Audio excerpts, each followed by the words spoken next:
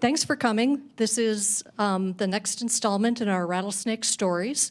And as a lot of you probably know, this is meant to foster appreciation for both the natural and the human history of the rattlesnake. So my name is Chris, and I'm on the board of the Rattlesnake Creek Watershed Group.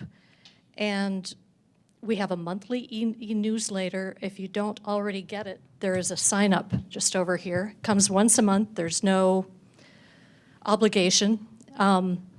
We are not a membership group. We're just a group of volunteers, but we also welcome donations if you feel inclined. And that's on our website, which is rattlesnakecreekwatershedgroup.org. Okay, so today we are lucky to have Torrey Ritter, who is the non-game wildlife biologist with Montana Fish, Wildlife, and Parks. Torrey has spent the last 15 years enjoying, researching, and promoting beavers as a natural way to address some of the most pressing issues in the natural world. And he is beyond excited that he gets to work on a variety of beaver-related projects in his current position.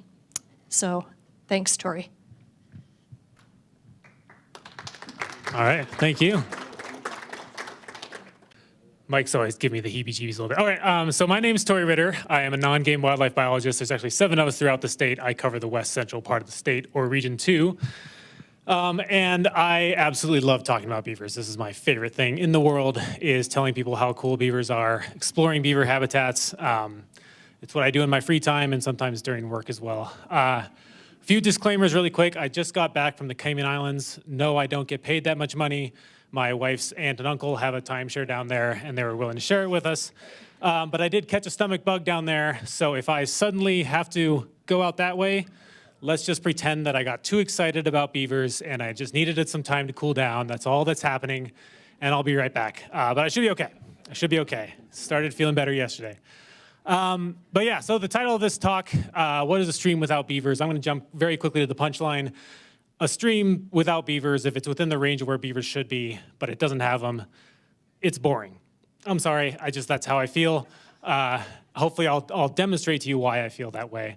But yeah, I just want to talk about the impacts beavers have on streams. And there is a section of this talk that I'm going to skip through fairly quickly because I wanted to talk specifically about what I see in terms of beavers in Rattlesnake Creek watershed. So when we get to that part, I will just blast through it really quick, and I'll give you a warning beforehand. So before we start talking about streams and the size of streams that beavers generally build dams and do all of this habitat work in, I want to talk about large rivers.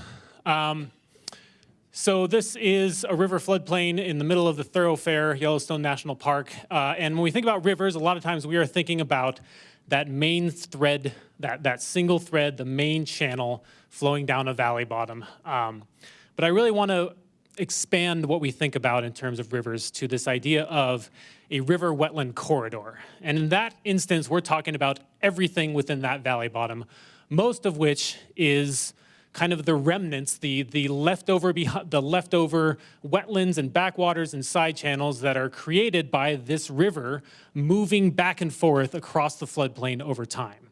That movement, that active floodplain, is what creates this river wetland corridor. And there's a huge amount of wetlands within the state, within Western North America and worldwide, that are there because of channel migration, of rivers being free to move around within the valley bottom over time. This is a river wetland corridor we're maybe a little more familiar with. This is the Bitterroot River near Stevensville, Montana. And again, we have that big main stem, but there's all of these other little wetlands and other channels that are there, again, because that river is moving around over time. And the way it does that, the way it is maintained as an active floodplain, is basically during high water, a huge amount of water comes through these systems. It has a lot of power, it has a lot of energy, and that energy interacts with all of this structure in the floodplain. So when I say structure, I mean literally just hitting banks and moving around, grabbing onto logs and log jams, and that moving shifting the way the water moves. Big amounts of sediment getting deposited, which pushes the water into other channels or causes it to erode through some area. It's basically the power of that stream eating up structure and turning it into diversity. And that is what we would call a healthy floodplain. It is able to move around within the valley bottom and create this river wetland corridor.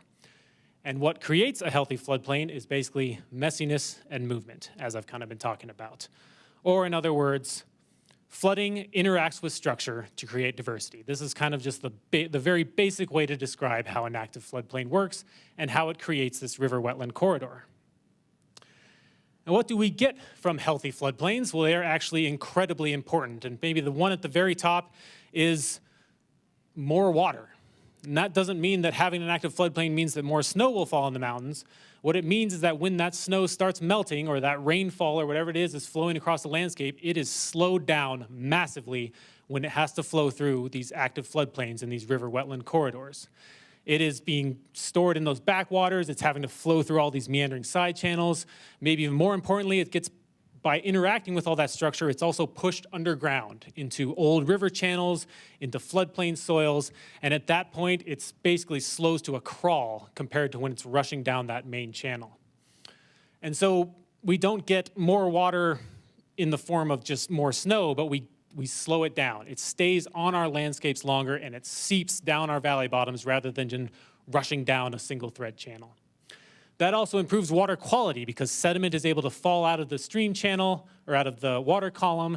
And also when water is flowing underground or through soils, it's interacting with microbes, taking out a lot of pollutants and toxins, and so we get better water quality. Most importantly for me as a non-game biologist is that these are some of the most biologically rich fish and wildlife habitats in the entire state, possibly in all of Western North America, are in these river wetland corridors because there is such a diversity of wetland types and these amazing things like cottonwood forests and willow thickets that are entirely dependent on the disturbances this creates in order to germinate and grow. You know, you need freshly deposited sediment and some kind of disturbance like that for cottonwood seedlings and willow seedlings to get established. Also great places to recreate. As we all know, I don't need to explain that too much. And then a big one here is these systems are far more resilient to disturbance than more degraded stream systems or heavily channeled rivers and that sort of thing. They dissipate flood energy. When all of that water comes rushing down there, if it's spread out over the floodplain and flowing through 10 different channels and getting caught up in backwaters, it doesn't have the ability to gain a ton of energy and get that big surge of water that comes down a single thread channel and then blows out somewhere and causes a bunch of damage. These areas also are really hard to burn. They work as really good fire breaks. They don't tend to catch on fire because all of the riparian vegetation is in really good shape and the water table is really high. There's just lots of water out there.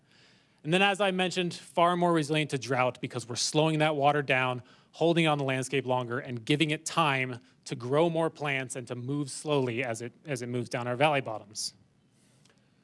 So that's a healthy floodplain.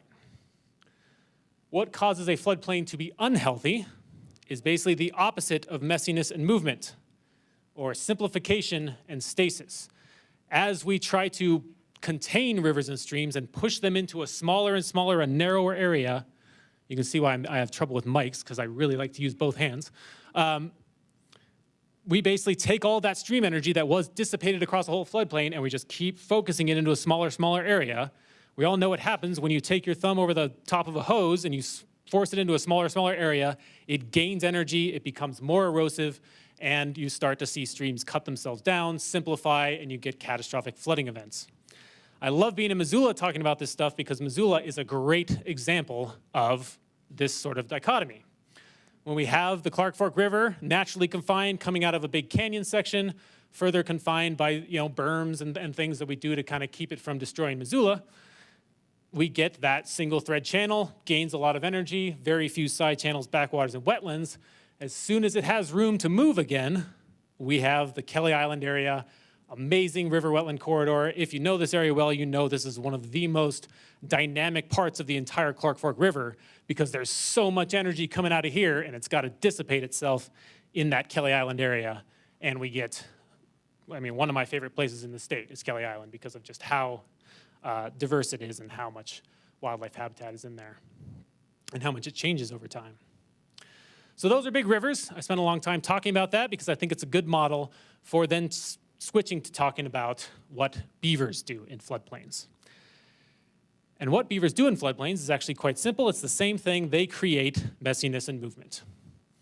And this is especially important in systems like this, where you don't have gigantic cottonwood trees and huge flood events that are knocking trees into the channel and creating log jams and moving huge amounts of sediment at once.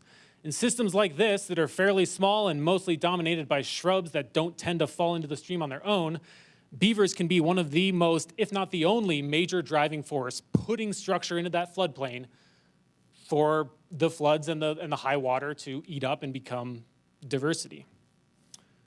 And so now we're talking about stream wetland corridors, smaller systems where beavers coming in and building dams and digging tunnels and channels and knocking trees into the river and doing all this stuff that they do does basically the same thing that those big floods and the big log jams do in the large rivers. It creates habitat diversity and diversity of the hydrology, the geomorphology, et cetera. So how do beavers do this? This is about an hour and a half long talk on its own, so I'm shoving it all into one slide. I like to call this the beaver disturbance regime. If you haven't heard the word disturbance regime before, or the term disturbance regime, this is basically just the pattern of things that happen to a system that results in changes to the substrate or results in death or injury to plants and animals that the system then has to kind of recover from. So like a wildfire is a form of disturbance. When you're walking through a forest and you hit all the different forest types, that is a reflection of the fire history of that forest, the disturbance regime of fires over time and space in the forest. Beavers are doing the same thing within stream systems. The way they're doing it is all the different things they do. That was a great sentence, but you know what I mean. So the big one, the one we talk about the most, is building dams. This is by far and away beaver's biggest impact on the landscape. Again, whole hour and a half talk just on beaver dams, but this raises the water table, it pushes water in all sorts of different directions. They can build hundreds of these in a series, or it may just be one big one, but that is just putting a ton of material in the way of the water and causing that water to have to move around, especially back and forth across the valley bottom. But they also build lodges. Some of these can be as big as like an ambulance, so a big giant thing in the middle of the stream channel or near the stream channel can also change how water moves around and how plants grow. They also knock down big trees and other vegetation straight into the water. Even when dams blow out, they can often leave behind these big chunks that, again, are shunting water towards the bank and getting that stream to move back and forth. They can also build these giant food caches where they will move tons and tons of material into the stream channel. And a lot of the stuff that they eat, aspen, cottonwood, willow, alder, can resprout from clippings. So as they're moving around hundreds and thousands of clippings over the lifespan of their colony, a lot of those have a chance to resprout and you get brand new plants. So they're kind of seeding the landscape with new plants as well. And one thing they don't get enough recognition for is the amount of tunneling and channeling that they do.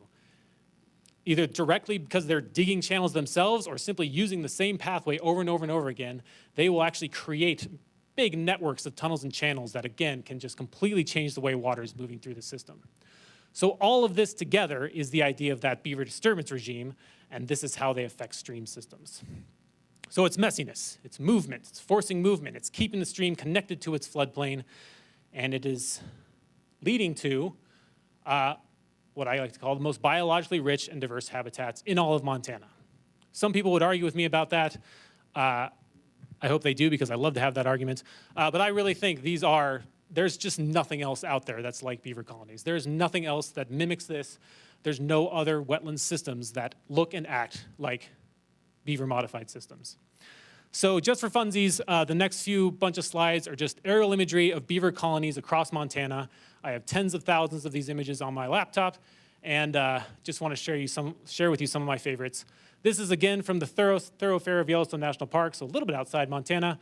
But I just want you to pay attention to the size of the stream channel, what it looks like going into this beaver colony, and then what the beavers are able to do with it. Just by clipping little willows, willows that are maybe that big around at the most, building dams, digging tunnels and channels, they take this little single thread stream and create miles of incredibly diverse wetland habitat.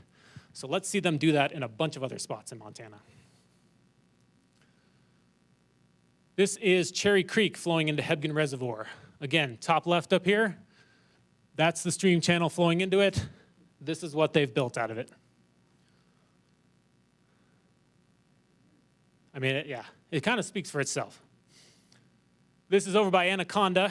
The smelting activities over there basically turned entire hillsides into aspen. Beavers love aspen. That's ice cream for beavers. You can't even see the stream channel that's flowing into this, but look what they've created out of it. This one's pretty relevant to Rattlesnake Creek. Beavers can be in a lot of different environments and a lot of different situations. This is McDonald Creek in Glacier National Park. They're either using, it's either a spring or a side channel or maybe some groundwater coming in from the main creek, or maybe all of those things.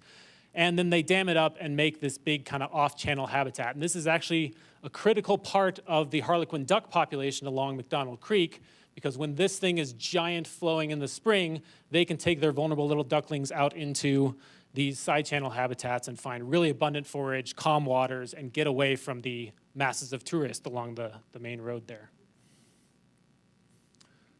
That parking lot up in the top left there is the parking lot for the Ross Creek Cedar Grove. If you've ever been there in northwest Montana, really amazing place.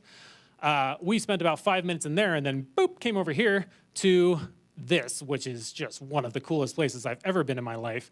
Amazing beaver complex. Again, I'm not sure exactly where the water comes from, probably multiple sources, but this thing is huge. This is also the only place in the world where I've seen beavers make these, they basically cut cedar branches or big chunks of cedar, and they make them into these round balls, and then those balls float around in the beaver colony and grow plants on top of them. It's the weirdest thing. I should have included a picture because you probably think I'm full of it, but just really weird stuff going on in there. But they're cutting down cedar trees and just making this unbelievable wetland complex. We spent 3 hours in here and saw just a tiny portion of it. This is beavers damming a spring as soon as it comes out of the hillside. So thinking about water storage on landscapes, slowing down that snow melt, holding on the landscape longer. Boy, it's sure helpful to have them right here, right where the water's coming out, forming these wetland complexes, slowing that water down, soaking it into the landscape. I don't have too much to say about this one. This is just a really cool one down in the Gallatin River.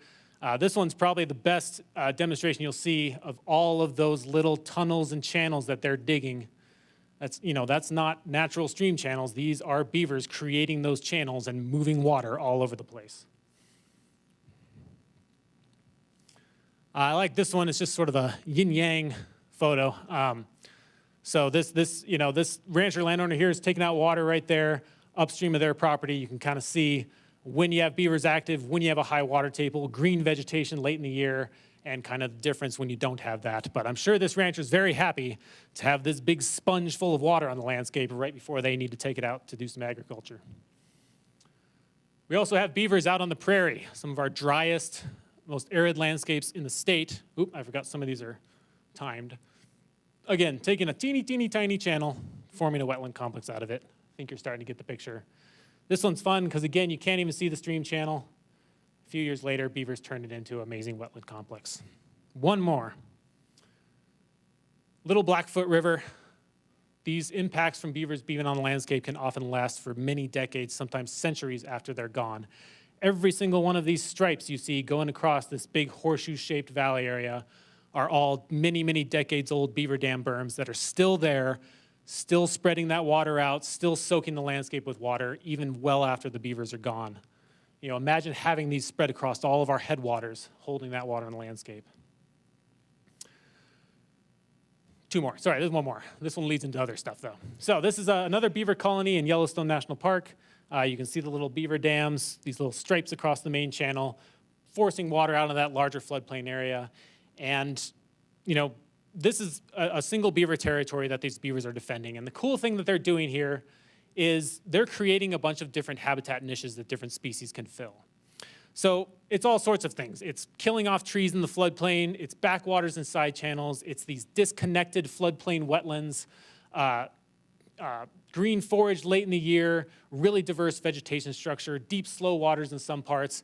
Those are all different things that species can take advantage of. Put on top of that, things like dams and lodges and caches and fallen trees, bank dens, log jams, all the other stuff that comes with it. All of this leads to a lot of different little habitat niches, and this is where the idea of beavers as a keystone species come from. They allow certain plant and animal species to exist or thrive in an area where they may not otherwise occur. Now, every species or group of species on this screen has good scientific studies showing that beavers can be a benefit to that species or group of species. And again, there is a whole other 2-hour talk just going through this stuff, which I would love to do. But just a few highlights, thinking about things like amphibians. Most amphibians, to complete this complex life cycle, they need diverse wetland types, diverse hydro periods, and they need those in close proximity so that these little vulnerable life stages can move between those wetland types. Beavers can provide that all in one small area. And so there's lots of studies that have shown massive increases in amphibian occupancy, diversity, and reproduction potential just because beavers are on the landscape. This photo is Yellowstone National Park. Ducks are another one. They tend to breed in the uplands, and then they have to take these vulnerable little ducklings and find some nice, secluded, slow-moving wetlands in order to raise those ducklings, and beaver colonies can provide that. I've had lots of instances in my life walking along streams for miles and miles without a sign of waterfowl anywhere in the world, and then as soon as you get to a beaver colony, they're there, they're breeding, and they're doing really well. Bats is another one I like to highlight. They need open, slow-moving water in order to get a drink. They need areas with lots of insects coming off the water. And again, they may not be able to find areas to drink without beavers there creating ponds for them. And the list goes on and on. I'd love to go through all of these, but this is the idea of a keystone species. Now, there are two groups of species missing here, the aquatic invertebrates and the fish. The only reason I pull these up later is because we are now in situations where beavers can be a negative influence on some of these species in certain situations. I will still say, and I think it's well supported, that in the vast majority of situations, beavers are a benefit to fish and a benefit to aquatic invertebrates. But there are situations now where we just have degraded stream systems, highly vulnerable populations of these fish or aquatic invertebrates, and beavers can be a detriment in some situations. Thinking about bull trout when they only have one stream left to spawn in and the beavers come in and silt in all their spawning gravels, something like that. Again, whole other talk on its own, but I'd just like to say it's a little more, we gotta be a little more careful with beavers when we're thinking about fish. Now that was all talking about a single beaver territory. Within just this defended beaver territory that these beavers are hanging out in, we get all of that habitat diversity in different niches that can benefit different species. Let's zoom out a little bit. Let's represent this streamline as occupied by beavers, and yellow will mean occupied. So boom, yellow streamline, occupied by beavers, and then we zoom out to look at an entire beaver population within a stream or set of streams. And we have active colonies in yellow. We have recently abandoned colonies in red, long ago abandoned colonies, or what we call relic colonies in black, unoccupied stream sections, and then stream sections that are just never gonna have beavers.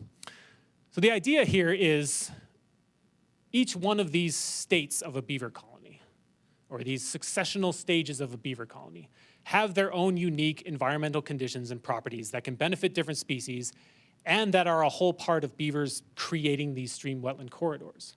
So as a beaver colony ages out, you know, the beavers get killed by predators or they just have to move on their own, all that infrastructure they built goes through these set of changes. And all of these stages are really important to maintaining that stream wetland corridor and to creating that habitat diversity that different species use. And so this picture right here, this slide, this is kind of it. This is what we mean by the beaver disturbance regime. It's them acting like rest rotation grazers of riparian systems, moving around and being active in the system over time. It's not just focus on the active colony, here we're getting the benefits of beavers and everywhere else is a bad thing. It's the whole cycle that's really, really important to the idea of beavers as this ecosystem engineer and this keystone species. So let's think about where this beaver disturbance regime was active historically. The simplest way to put it is basically any stream that had less than approximately a 15% gradient, had riparian vegetation, consistent water supply, was substantially modified by beaver activity. That is a lot of streams in our state and in Western North America that were, I mean, you could tell beavers were there. When you go to these systems, like they're just completely different when the beavers are manipulating them. So what this looks like, if we model this, if we reconstruct what our streams were like prior to European colonization of North America, and we assign certain variables to those stream systems and say if they have these conditions, they should have this number of dams per kilometer of stream, this is what our state looks like. This is all the perennial streams in the state modeled based on the potential dams per kilometer of stream. So cooler colors mean more dams per kilometer of stream, warmer colors mean less dams per kilometer of stream. So beavers were ubiquitous in Western North America. Our streams looked completely different than they did today because of just how widespread this beaver activity was. I don't have the numbers for how many this actually equates to, but it's many, many millions of beaver dams across Montana. We will come back to this model in a little while to talk about how things look today, but just to give you an idea of how widespread beaver activity was. Now, I said that there was a portion of the talk that I was going to skip through fairly quickly because I want to talk about Rattlesnake Creek and the beavers in there, and I think this is going to be it, because we've all had enough bad news lately. I think we're all kind of aware what happened during European colonization of North America. We all are here today because of what happened in many ways. So I'm not here to say it was good or bad, just the ecological realities of it. But I am going to skip through this very quickly. The reason being, Rattlesnake Creek, it had its own things that happened to it in the past, but it didn't really experience the kind of degradation that came about from most of our stream systems when it comes to the impacts from the European colonization of North America. But the punchline here is basically we had a continental scale stream degradation event. And to blast through it very quickly, basically what happened is during the fur trade, we removed beavers at a massive scale. We went from hundreds of millions to less than 100,000 in basically the blink of an eye in geologic time or in biologic time. Right after that, we moved in millions and millions of grazing animals and further degraded those stream systems and removed that riparian vegetation. And then we developed these floodplain areas because they were nice and flat. They were great for agricultural, nutrient-rich sediments, water nearby. Or we just did a ton of agriculture there. We pushed these streams off to the side of the valley bottom so that we could do our farming and ranching in the other parts. Or we just purposely channelized them, put them down in a ditch, and kept them from being active and connected to the rest of the floodplain. So what that resulted in, like I said, was a continent scale stream degradation event. These river and wetland corridors basically disappeared. These streams narrowed down to very thin strips, and the valley bottom largely dried out. And that is the result is of those three things happening: removing the beavers, millions of grazing animals, developing our valley bottoms and floodplain habitats. And so now thousands and thousands and thousands of miles of stream look like this. And when you start to notice it on the landscape, you'll start seeing it everywhere. The majority of streams, really, are in this degraded state. And it was largely due to a process called stream incision. The streams gain so much energy and have no structure in the way, nothing connecting them to their floodplain, so they cut themselves down and they get stuck in this channel. And now all of that stream energy is just stuck in the single thread channel. This becomes a new stable state for the stream channel. And it's that degraded form. And that's why you see this just very diminished, skinny little area when it used to fill up that whole valley bottom. And these incised systems are very efficient at transporting water and sediment. They are basically glorified irrigation ditches. They just rush that stuff off the landscape. We live in a drier environment. We have a lot more drought now because so many of our streams are just really good at draining water and sediment off the landscape. So I mentioned that this was a model of potential beaver damming activity prior to European colonization of North America. We're basically reconstructing historical riparian vegetation conditions and saying this is what beaver damming activity looked like. So now I'm going to bring up this same model, but under current conditions. So remember that blue and green, the cooler colors mean more dams. The warmer colors mean less dams. This is historical. That's current. So we'll click back and forth a few times there just so you can see the difference. So we've lost a huge amount of beaver dam building capacity on our landscapes. And a lot of that is reflective of the fact that we just have a lot of streams where beavers can't be anymore because there's all this development around it. But it's also a reflection of just that continent scale stream degradation event. We degraded streams in a lot of area, and that degradation spread into areas that weren't necessarily directly affected by that. Stream degradation tends to spread up and down stream systems. So we're living in a much drier world and in a world that has a lot less capacity for beaver dams. But as we'll talk about in a little bit, there is still a lot of potential here. Now, the really cool thing about beavers, possibly the coolest thing about beavers, of many of the coolest things about beavers, is that they can help us recover from this in a big way. And again, there's a lot of these, but this is another hour-and-a-half talk on its own. But the simplest explanation is they put the structure back in those systems. They get them unstuck from that incised state by basically just forcing that stream to move around again, to rebalance those erosional and depositional processes and start raising that stream bed back up to reconnect to the larger floodplain and get back to our stream wetland corridor. So they can fast forward, they can help us recover from this continent scale stream degradation stuff a lot faster than streams can repair themselves over time. And once we get there, they can help us maintain it.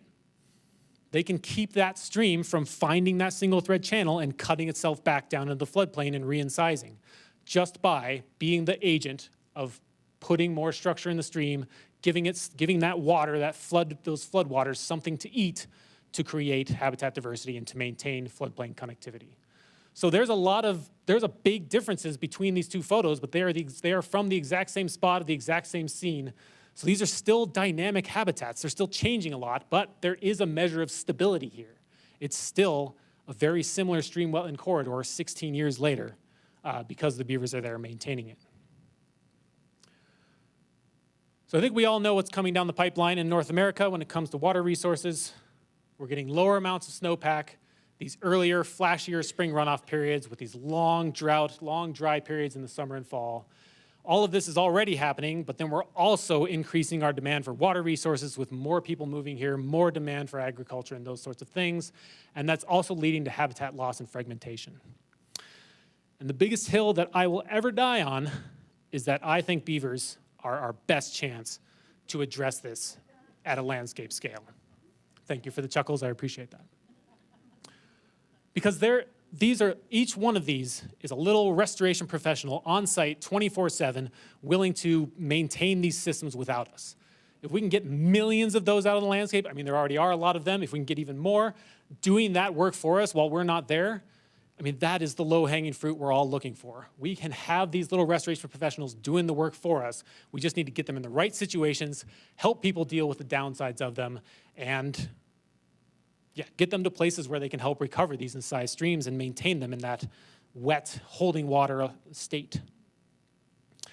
So that is what is leading to this big beaver restoration movement. It's sweeping the globe, or sweeping parts of the globe where beavers are at least, and it's all about that idea of just getting beavers active in these systems again to do this work for us. Now, we did go through the entire state on aerial imagery and tried to count all the beaver dams we could see from aerial imagery. And we came up with about 35,000 beaver dams across Montana. That's a major underestimate because there's lots of places you can't see beaver dams, like areas where you have a lot of conifer cover or where they're just not forming big giant ponds. Excuse me. So, but even if that's a major underestimate, let's say we missed half of them, we're looking at about 70,000 beaver dams. Now, if we take this model in the background and we play it out and say, okay, how many beaver dams could we have if all of this was occupied? 1.2 million is what that model is telling us. So that model is also an overestimate, but even if it's overestimating by quite a bit, and even if we're underestimating by quite a bit, we are still sitting at a tiny percentage of the amount of stream lengths that could be modified by beaver damming activity. The raw numbers here work out to less than 3% of current capacity. When we look at drainages where we do have really detailed on-the-ground beaver surveys, we know how many dams there are, we are almost always sitting somewhere between 3 and 10% of capacity. So there's a lot of room to have more beaver dams on the landscape, have more beaver activity, hold more water at a landscape scale, and potentially do something about these drought conditions that is, I just honestly, I don't know another way that we could do it at such a large scale other than working with these natural systems, i.e. beavers. So if you're interested in this beaver restoration movement, we did write a paper about it, released through Fish, Wildlife, and Parks. We really focus on these 5 forms of beaver restoration, or the Beaver Restoration Toolbox. Another hour-and-a-half talk right there. None of these are more important than the other. They all work together. Changing the way we're using our land to just set the table for beavers to come back in, mimicking beaver activity, building fake beaver dams and fake beaver lodges to try to encourage beavers to move back into areas, or to try to get the benefits of beaver dams without beavers actually being there, encouraging natural settlement, getting beavers to move back in the areas that we want them, picking up and moving beavers, and then a big one, big highlight here, helping people deal with the downsides of beavers through conflict management. Now, in version 2.0 of this paper that's going to come out soon, we are going to add, of course, a really important component that I somehow forgot in the first one, which is education and outreach, just making sure that people know how important this is, and that no, it's not an intrinsically bad thing to see beavers in your system. If you're looking for a more national perspective, highly recommend the Beaver Restoration Guidebook. that was my spiel on beavers in general. So I do want to look at Rattlesnake Creek. In order to do that, I have to admit something to you all, which is that I've never hiked up Rattlesnake Creek. So I'm sorry. I'm sorry about that. Thank you for not booing. I've been a small way up it. It's just there's so many places to go in Montana. You all know how it is. But I will go up there someday. So I'm basing this all off of aerial imagery. So those of you that are more experienced with Rattlesnake Creek, if you see me talking about some of these colonies, you've explored them and you know more about them, please let me know where I'm getting things wrong. But when I look at a system and I want to kind of know what's going on with beavers, and I'm not going to be able to hike the whole thing, one of the coolest things about beavers, and you'll notice that I really like it, is that you can see them on aerial imagery. So I'll start with a drainage, and I'll say, okay, I want to look for beavers in this drainage. So this is all of the perennial and intermittent streams in the Rattlesnake drainage. We'll just highlight the perennial streams where beavers are the most likely to be because they need a consistent water supply. And then we will overlay that, what we call the Beaver Restoration Assessment Tool, that dam capacity model. And we can see that the main stem of Rattlesnake Creek has most of those cool colors where we would expect to see beaver dams. And then as you get into the steeper, higher elevation streams, you see that probability of damming activity going down quite a bit. And what I found on aerial imagery is somewhere between 7 and 10 beaver colonies along Rattlesnake Creek. That you can see from aerial imagery. There are likely more. And they are pretty well distributed within those blue patches, kind of where you would expect them to be. And they're all on national forest, which is also nice as well. So, yeah, the rest of this talk, I just want to show you some aerial imagery of these beaver colonies as I found them and talk about their sort of the unique way they live in Rattlesnake Creek. So Rattlesnake Creek is a big stream. It's most often just that single thread channel. It gets a ton of energy during spring runoff. So there are no beaver colonies that I've found on Rattlesnake Creek where they're doing what I showed in some of those earlier slides, where they take that single channel and just blow it into this giant wetland complex. Their dams just simply can't last through those big runoff pulses in these single thread channels. And I know there are some dams that have lasted, but it doesn't lead to like a total geomorphic change at the valley bottom. Oftentimes that stream will go back to this main channel. So the way that beavers are really surviving Rattlesnake Creek is taking advantage of situations like this, where a side channel peels off and they are able to take that side channel and form a little beaver complex that's just off from the main channel of the stream.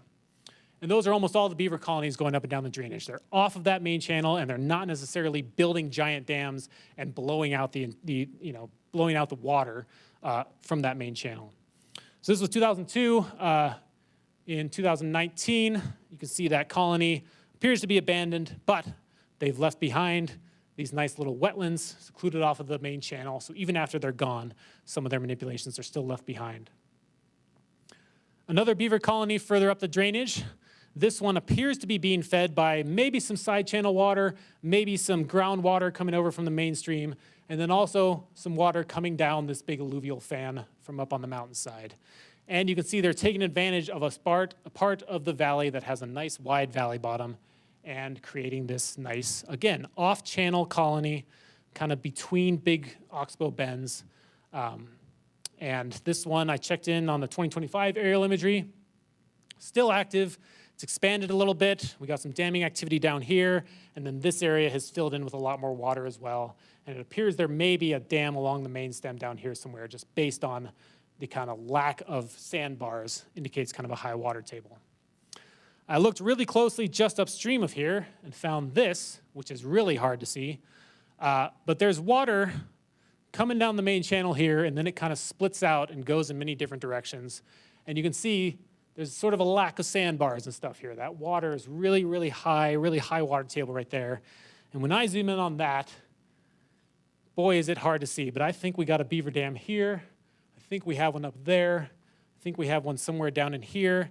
So I think this is maybe either that existing colony expanding, or maybe they've sent out some dispersers that are trying to settle nearby, and they are starting to do some habitat manipulation there. This is an interesting one. I think what's happening here, sorry, this is where I'm looking right now. I think you've got water coming down from that big scree field, and then possibly some water coming down that little drainage in between the scree fields and forming what we call kind of a toe slope wetland down there at the end. And if you zoom in on that, This is real suspicious to me when you see that water going right up to the vegetation like that with no sandbars, no mud flats or anything. I'm pretty sure that's the lodge right there. So again, they've got this little off-channel beaver colony just because they found some water coming in from the hillside. Now, Rattlesnake Creek is not the type of stream that needs beavers to get structure in the stream channel. This is not beaver manipulation at all, but you've got all these side channels, all these overflow channels, and I see that and I wonder to myself, okay, what is causing that? And I think what's happening here is there is this massive log jam that's formed here that I think is continually, year after year, pushing water through that system.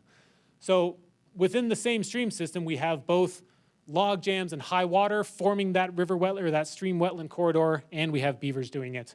They're both functional in this system. And for the final colony, this is the really cool one. I really love this one. This is pretty high up in the drainage, up in one of the tributaries. We have usually what's a geologic event of some kind, either just, back when the mountains were building, they created this pinch point, or sometimes we see big rock slides that form this. It creates a pinch point, and then sediment starts to deposit upstream of that pinch point, and you get these what we call bounded alluvial valleys, basically an area where sediment is being deposited, and you get a big flat floodplain. So this is kind of cool because this is an area where both beavers and large wood and log jams are causing or are creating that stream wetland corridor. So on its own, you got these big log jams, these big log accumulations that are pushing water out into that alluvial area. And then you have beaver dams coming in and basically taking what the stream is already doing and enhancing it and making it bigger and broader and holding more water on the landscape. So this is one I definitely want to visit sometime because I love these areas where it's both things going on at once. It's beavers finding an area where the log jams and stuff are already doing some work for them, and they just enhance it. So that's what I've found for beaver colonies in Rattlesnake Creek. This is the only one where they kind of take the whole channel and make it into something. The rest, they're really kind of having to live off the channel just because it gets so big and so fast during the spring. But there are lots of other beavers in Rattlesnake Creek, I'm sure. This is a picture I took from the Stock Bridge, a few years ago when there was a beaver dam there. This is all the clips and fed upon sticks coming out of a bank lodge that the beavers were living in. There are probably beavers up and down Rattlesnake Creek that don't build dams, that live in the bank. They can do that, they often do. Sometimes they go on to form dams, sometimes they just stay as bank denning beavers. So this is sort of my call to you all. What are you seeing in Rattlesnake Creek? If you have a lot more familiarity with it, are you seeing situations where you're finding beaver sign but there's no dams around? Have you been to any of those beaver colonies I just showed? Feel free to share with me what you're seeing up there. So back to our original question, what is a stream without beavers? If it's in the historic range of beavers and beavers should be there, without the beavers, I just think it's boring.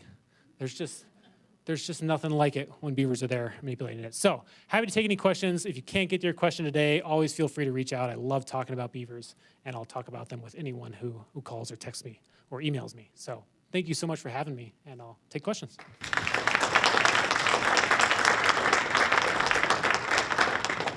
Were you here when we switched over from the water? Oh, okay. Yes.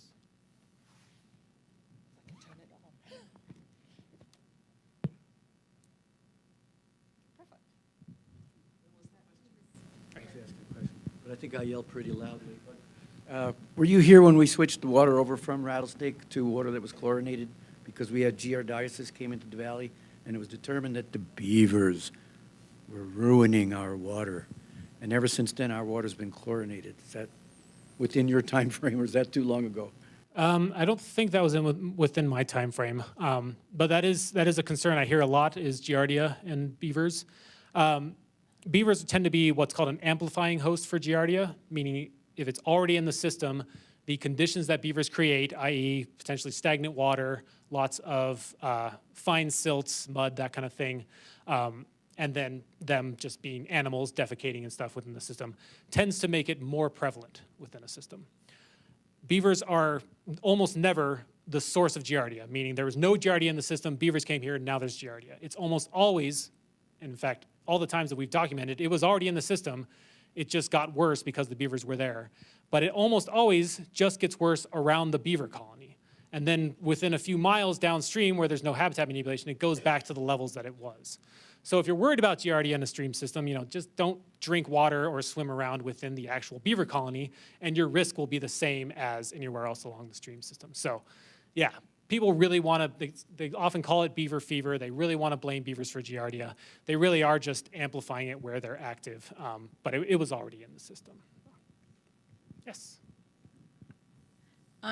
I think it's illegal to trap beavers in Rattlesnake Creek. I looked that up just now. But because beavers are so good for every environment in Montana, do you foresee a future where trapping is not allowed at all anywhere for beavers? I'll just stick with the subject. I could see maybe a future where we have more regulations around trapping beavers. We have more sort of careful management of where we allow beaver trapping and where we don't.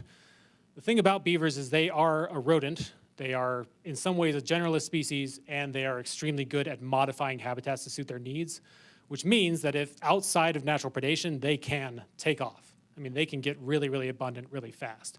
And they respond to reductions in their population density by having more kits that survive better. So basically what I'm saying is they are a sustainable resource when it comes to trapping. They can refill habitats very quickly. They respond to trapping by producing more young. And so, yeah, I guess I could say I can see us potentially managing them differently, but in terms of just completely getting rid of beaver trapping across the landscape, I don't know that that would happen, and I'm not sure that that's necessarily what we would want. Because one of the most important things, maybe the most important things about this idea of restoring beavers generally across the landscape is building tolerance for beavers. The same thing that makes them so good at manipulating habitats and being these ecosystem engineers is the same thing that can cause a huge amount of damage to human infrastructure very quickly. I mean, overnight in some cases. So having a wide range of tools available to deal with the downsides of beavers, i.e. build tolerance for them on the landscape, will lead to more people being encouraging and being supportive of the idea of getting more beavers in our headwaters, away from infrastructure and that sort of thing. So hopefully that answered your question a little bit there, at least. Sorry, this woman's had her hand up since the very beginning. Sorry. Oh. Go ahead. You have mentioned beaver territories and beaver colonies, and what is their social life like? Do they fight each other? I mean, yeah, what's it like out there? Oh, another hour and a half talk. So beavers live in family units. It's generally a dominant breeding pair. So the smallest beaver colony possible is a dominant breeding pair. They just established a new colony, and they have their kits from that year. But oftentimes, beavers will have kits, yearlings, and 2-year-olds all within the same colony. 2 years old is usually when beavers disperse out to find a colony of their own. But if there's very high density of beavers in the area, I mean, there's not a lot of territories available nearby, you can get 4, 5, 6, 7-year-old beavers that are still staying at home waiting for a territory to open up somewhere nearby. And so you can get these massive beaver colonies that cover several miles of stream and have 10 to 20 individuals in them because there's so many generations of beavers still there hanging around waiting for an opportunity to disperse on their own. And there's actually this really cool thing called lifetime inclusive fitness, which is not only how much genetic material are you directly spreading, but how much genetic material are you and your closely related relatives spreading. And beavers are a great example where staying at home and helping defend the natal colony and helping raise kits and helping do all of that actually increases their lifetime inclusive fitness. So there is a evolutionary drive for them to stay home sometimes because they're helping out this closely knit family unit, which is kind of a cool thing and kind of a unique thing in nature. But yeah, so a territory is like one beaver colony defending a section of stream. Usually what you'll see is you'll see these evenly spaced beaver colonies along a stream channel or along a stream system, and then there's these kind of like no man's or no beaver's land in between them where there's just like not a lot of activity going on. But if you go in there and look, you'll find these castor mounds everywhere, these mounds of dirt they build up on the stream bank and they put their scent on it. And those are kind of their territorial markings. And so if a beaver comes in from that neighboring territory, it'll start smelling those and investigating them and saying, oh, okay, I'm about to get in a fight if I keep going into this colony. So they do fight with intruders. A lot of times if you catch dispersal age beavers, they'll have chomp marks out of their tails. I've even seen beavers that just have a nub left over, basically, because they've gotten in so many fights. And yeah, it's usually the only place you'll find wounds are either the back legs or on the tail. So I think what's happening is the beavers come in, they realize they've made a huge mistake, and they start taking off, and the other one's chasing them and chomping after them. I've never seen a beaver fight. I've seen a few videos of them. But overall, the scent marking stuff seems to do a pretty good job at kind of keeping them apart. Yeah. Generally, are river eddies running too quickly for beavers to use or habitat? So actually, our main rivers are kind of are one of our strongholds for beavers. There are tons of beavers within our main rivers. They're almost all bank denning beavers, but sometimes you will see them in side channels and backwaters building dams. But a lot of times when I float rivers, and of course I'm always looking out for beaver activity, it is just like one beaver colony after another going down the stream.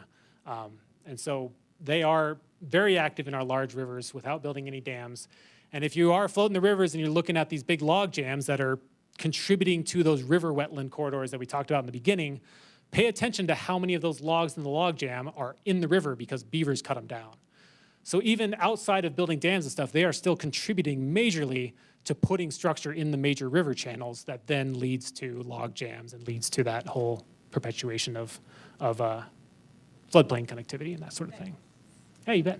A few years ago, there was a single beaver in Greeno Park, and unfortunately, it was attacked by a dog and was gone. But I was curious. I watched. It was always often out right in the middle of the day where anybody could be watching it. And unlike the ones that are currently working up in the old dam site, that somebody with a trail camera said that they're working between 2 and 3 a.m. most of the time.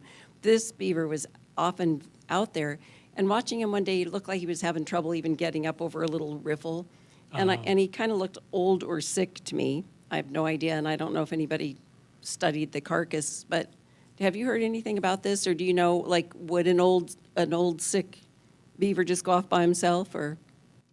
Yeah, so there could be a lot of things going on there. You will sometimes see beavers out during the day when they're around people a lot more.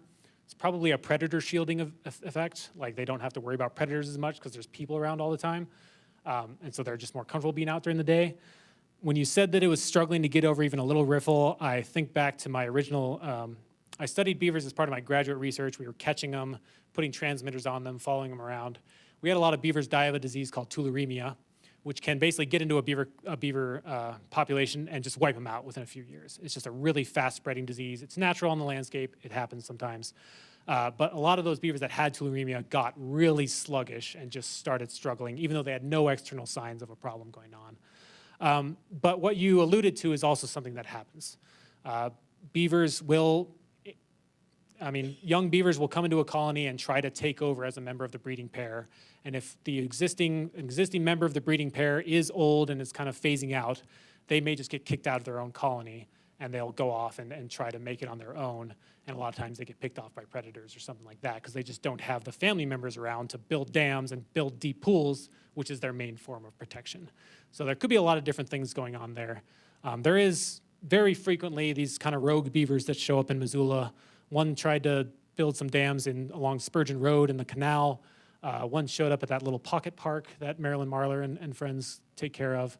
And those are probably beavers, coming from, there's tons of beavers in the Kelly Island area, lots and lots and lots of beavers upstream of Hellgate Canyon. And so I think it's probably those dispersal age or those older beavers just trying to find a place to make a living for a while. And they end up in town and causing problems sometimes.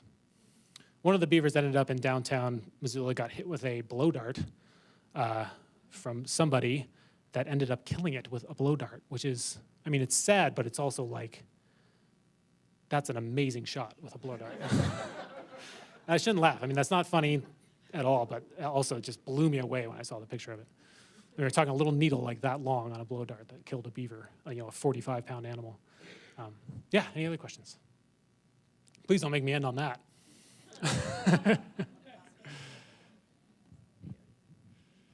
I'd just be curious about the different kinds of conflicts that people have with beavers. Yeah. So the three most common type are beavers are cutting down trees that I want, or they're about to knock trees onto our road or onto our car or onto our whatever. So cutting trees down, plugging up culverts and bridge spans, irrigation canals, kind of plugging up man-made pinch points and creating flooding, or flooding just due to a dam off on the stream somewhere that pushed water out and it ended up flooding somebody's road or their outbuilding or their pasture or their crops or something like that. So it's kind of flooding and vegetation harvest. A really cool thing here in Missoula, we have a program called the Montana Beaver Conflict Resolution Program. It's run by National Wildlife Federation. Sarah Bates, who's here, was instrumental in getting that started. And that is now one of the largest conflict resolution programs in the entire Western United States. And basically their whole job is to find places where people are having these beaver conflicts, and they have these really well-designed devices that they can install that basically allow the beavers to stay in place but alleviate the flooding issue or the tree felling issue or whatever it might be. So I think this is the sixth time I've said that, but that's a whole hour and a half long talk. But they have really cool devices like a flow device where you can basically you can choose how high you want the beaver pond to be, put a pipe through the dam, and then you fence off the intake of that pipe, and then it basically creates a permanent leak in the dam. The beavers try like hell to dam it back up, and they just can't find the leak. And so you can actually say, okay, we're good with this beaver colony here as long as the water stays right about here, set the pipe to that level, and then you can kind of live with the beavers. So that program has been incredibly effective.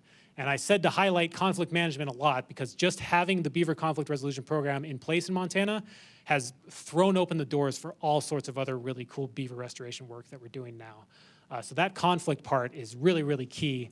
And that's also why I say, we will always need lethal trapping around, because under the best circumstances, with that non-lethal conflict mitigation, you can solve 75% of beaver conflicts. So there will always be at least a quarter of those conflicts where you do have to just completely remove the beavers. Hopefully we can start doing some transplants around the state within the next few years, but there will always be situations where we just have to go in and lethally remove the beavers. That's just the reality of an animal that's this good at reproducing, this good at manipulating habitat, and this good at just taking any abundant water source and riparian vegetation and creating a wetland out of it. So, yeah. Where a tree is wide around as you're drinking thing there, how long would it take the beaver to knock that? The question was, how long would it take a beaver to cut down a tree that's about this big around? Boy, that's pretty small for a beaver. I'd say it'd take them 10, 15 minutes or something like that. But they can also cut down cottonwoods that are huge. And that would probably take them a couple nights to get through that.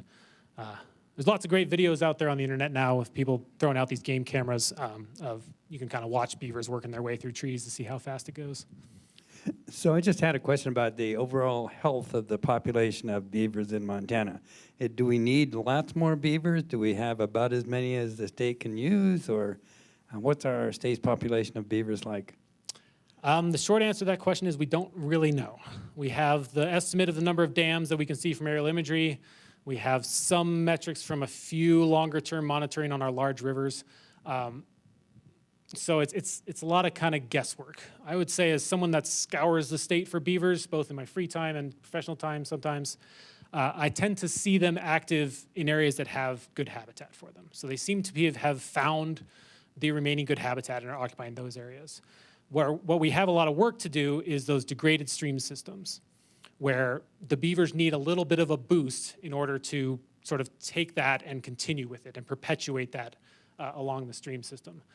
So my main job in the beaver world with Fish, Life, and Parks is trying to figure out where are those areas where we can go in and just give a little bit of input, a little push to the system that then allows the beavers to come in and take over.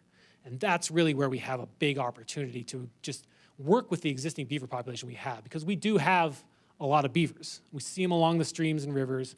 We see them in areas that we look at that have really good habitat. It's just trying to recover those systems that have been degraded for a long time. And I'm hoping within the next 5 to 10 years, we will start to do a lot more consistent beaver surveys. We'll start to get more of a trend analysis if we can redo those aerial imagery searches with newer aerial imagery. It's certainly on my radar to try to get a better answer for that question. But it is tough because there are tons of them. And like I said, you can see the dams and stuff easily from aerial imagery, but those populations along the river, you pretty much have to be out there floating along to figure out where there are. The other problem is that you can't necessarily relate number or size of dams to number of beavers. So you can get really good metrics of where they're active, but in terms of relating that to what's the number, that gets a lot tougher. Yeah. Let's take one more question. Okay. And remember, you can always call me, text me, email me if you want to get your question answered, or talk to me afterwards. You mentioned translocation, and I was in Wyoming earlier this year, and they seem to have a pretty active state program to identify location sites and to move them.